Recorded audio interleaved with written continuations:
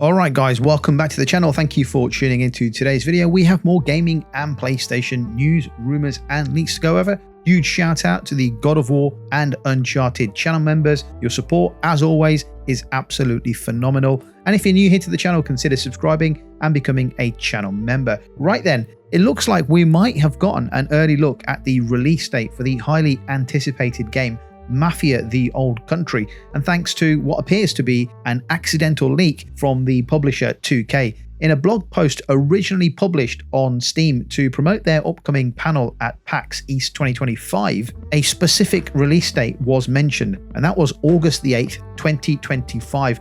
Now the post was quickly edited and that bit of the information has been removed, but not before it was spotted and shared by users online, including Videotech UK on social media platform X. Not long after that, gaming site Gematsu also captured the same detail and shared screenshots for proof. So while nothing's officially confirmed from 2K, the signs are pointing pretty strongly to an August release date. The timing of this leak also makes sense.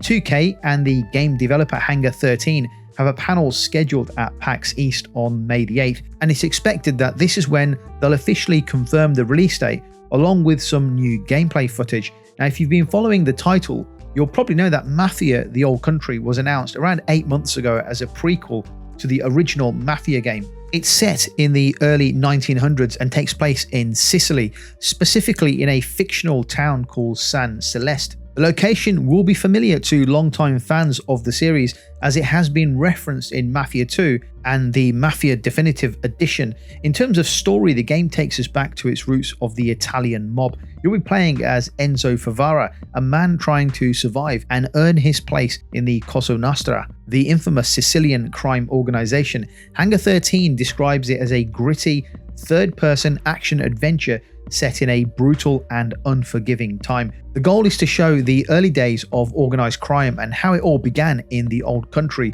One interesting thing the developers are doing to help with the immersion is offering full voice acting in several different languages, including English, French, German, Spanish, Czech, and Russian, along with authentic Sicilian audio, which really helps capture the mood and setting of that era. And for those who want to get a closer look at the PAX East panel, there will also be a chance to meet some of the people behind the game, like studio president Nick Baines, game director Alex Cox, and cinematic director Thomas Rybicek. So if all goes as expected, we will get our hands on Mafia: The Old Country this summer. The game is expected to launch on PlayStation, Xbox, and PC. Whether you're a long-time Mafia fan or just curious about the early mob days in video game form, this is definitely a title to look out for. Okay, let's move on to the big Xbox showcase and rumors pointing to a Gears of War collection coming to PS5 and other surprises. It looks like the long-time standing barriers between Xbox and PlayStation might definitely be breaking down even more, and fans of Gears of War could be in for a big surprise. According to a known industry leaker who goes by the handle Extra Swans, there's a strong chance that the Gears of War trilogy, the original 3 games that kicked off the franchise, will be making their way to the PS5. Now, for long-time Xbox fans, this is huge. This is a kick in the you-know-what, right? The knackers. Gears of War was one of the defining franchises of the Xbox 360 era. It's why people bought the console. That and Halo. Known for its intense third-person shooting mechanics, especially that signature active reload system. Until now, it's been a series that PlayStation users have only ever heard about, but never really had the chance to experience directly on the console Xbox, unless you were lucky enough to own both an Xbox and a PlayStation. If this rumor proves to be true, Gears would finally become available to a brand new audience. So why would Xbox open the door for Gears on PS5 right now? Well, there's likely a bigger strategy at play here from the guys at Microsoft. Microsoft is reportedly preparing to launch a brand new title in the series called Gears of War E-Day, and that game is expected to be a fresh new entry, possibly a reboot or a prequel in the series. So getting the original trilogy in front of more gamers who pay for their games, especially the PlayStation players, it kind of makes sense from a Microsoft perspective. It builds interest in the game and in the series, and it sets the stage and potentially brings more players into the franchise ahead of the new release. This rumored announcement is expected to happen at the Xbox Showcase, which is shaping up to be a major event with a lot of exciting reveals. According to the same leaker, we might also get to see trailers or updates for Ninja Gaiden 4, a long-rumored Persona 4 remake, and possibly even Hollow Knight Silksong. Hollow Knight has been teased so many times and fans aren't holding their breath for now, but hey, you never know. There's also whispers of new footage or trailers of Tony Hawk's Pro Skater game, a continuation of the popular remaster project that brought back the iconic skateboarding games, and a new Fable trailer which has been in the works for some time now. And to top it off, the show is expected to end with a big reveal for the Outer Worlds 2, the sequel to the Obsidian sci-fi RPG. Another interesting thing to watch out for, Xbox head Phil Spencer has already said that future Xbox showcases will clearly show all the platforms their games are coming to. So there'll be no mystery about whether a game is coming to Xbox or whether a game is an Xbox exclusive or if it's coming to PS5. It will say it as the logo will be presented when the game trailer is revealed. Would you be interested in playing the Gears of War trilogy if it came to PlayStation 5? Let me know in the comments down below, and let's move on. Sony has announced a new bundle that brings together two of its most celebrated titles in one package. This may sound like deja vu for many people. It's called The Last of Us Complete, and it includes The Last of Us Part 1 and the recently remastered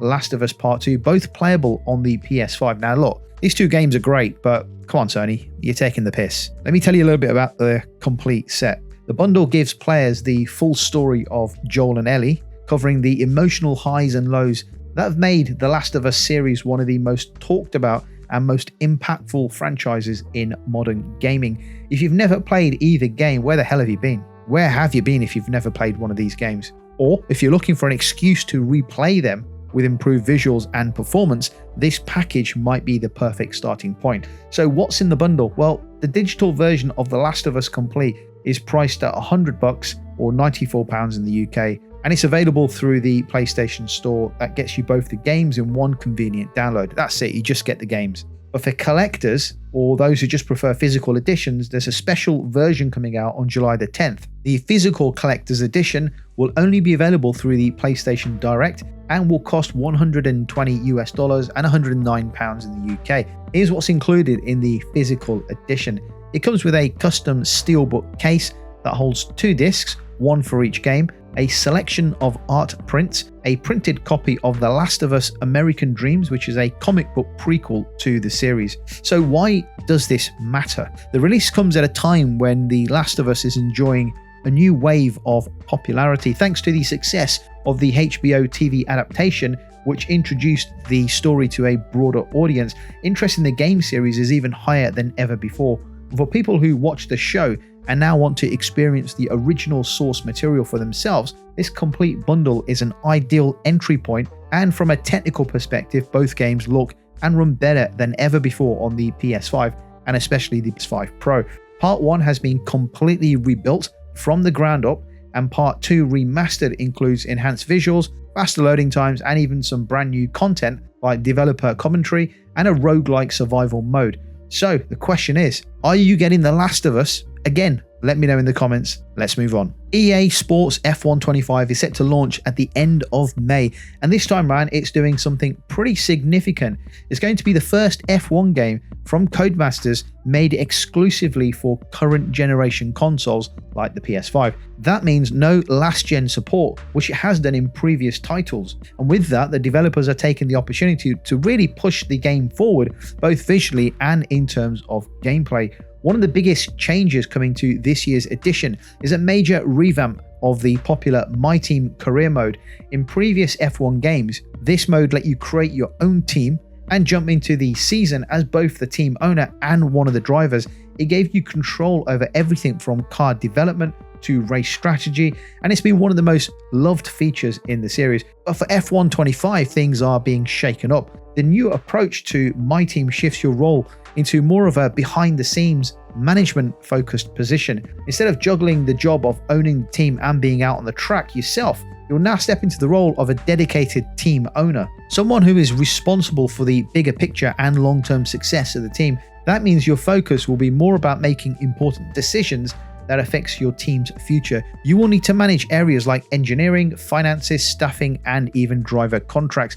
For example, you'll be responsible for signing 2 drivers to represent your team each race weekend. But don't worry if you still want to get behind the wheel yourself. You can absolutely do that. You'll be able to choose one of your signed drivers to take control of during races. The engineering side of the mode has also been expanded. Research and development is now more detailed, and you'll have to decide how to split your resources. Should you develop a new part that benefits both drivers, or should you focus on giving one of them a competitive edge? These kinds of decisions will play a big role in how your season unfolds. Another new feature is the updated contract system. You won't be locked into just one driver negotiation at a time. Instead, you'll be able to talk to multiple drivers during the contract windows, giving you more flexibility and control over how you build your lineup. On top of that, you can also grow your off-track staff.